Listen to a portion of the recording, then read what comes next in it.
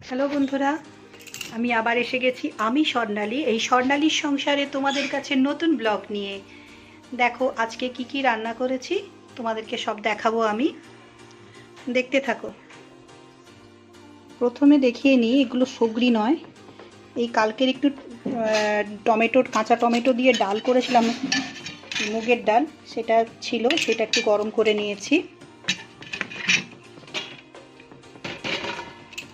আর এই যে আমের চাটনি, আচার আচার টাইপের করেছি, থকথকে। স্যালাড তো কাটাই আছে। আর আর এই যে দুধেশ্বর চালের ভাত করে নিয়েছি, যেমন প্রত্যেক দিন তোমাদের দেখাই, আজকেও দেখিয়ে দিচ্ছি। আর আছে কালকের একটু বাঁধাকপির তরকারি রয়ে যাচ্ছে, তার কারণ আমি তো একাই খাই, ওরা খায় না। এটা গরম করেছি। আর এই একটু বাটি চচ্চড়ি ছিল, এটা গরম করে রেখেছি। আর বানিয়েছি এই যে আলু দিয়ে, ডিম দিয়ে, কাঁচা টমেটো দিয়ে একটু ডিমের ডালনা করেছি। দুবেলার করে রাখি একেবারে, যাতে হয়ে যায়।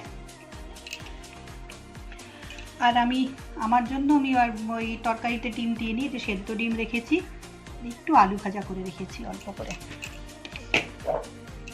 স্যালাড তো আছেই, স্যালাডটা প্রত্যেক দিনই থাকে, এক একদিন সময়ের অভাবে বা হয় কাটতে পারি না, না হলে হয়তো থাকে না, কেনা হয় না স্যালাডের এই যে জিনিসপত্র, তার জন্য হয় না। যেমন টমেটো আছে, পেঁয়াজ আছে, কাঁচা লঙ্কা আছে, লেবু আছে, শসা আছে, বিট গাজর আছে, এগুলো হচ্ছে কেটে রেখেছি।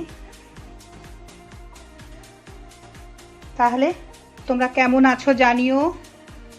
ঠান্ডা কি কমেছে, না একই রকম আছে, না বাড়ছে, সেটাও জানিও। আমাদের তো কাল পর্যন্ত বেশ ঠান্ডা লাগছিল, জানি না আজকে কি হবে। আর লাইক, শেয়ার, কমেন্ট যারা করছো না, প্লিজ করে দিও। যারা করছো তারা তো করবেই, আর যারা আমাকে ভালোবাসা আশীর্বাদ দিচ্ছ তারা তো অবশ্যই দেবেই, আমি জানি।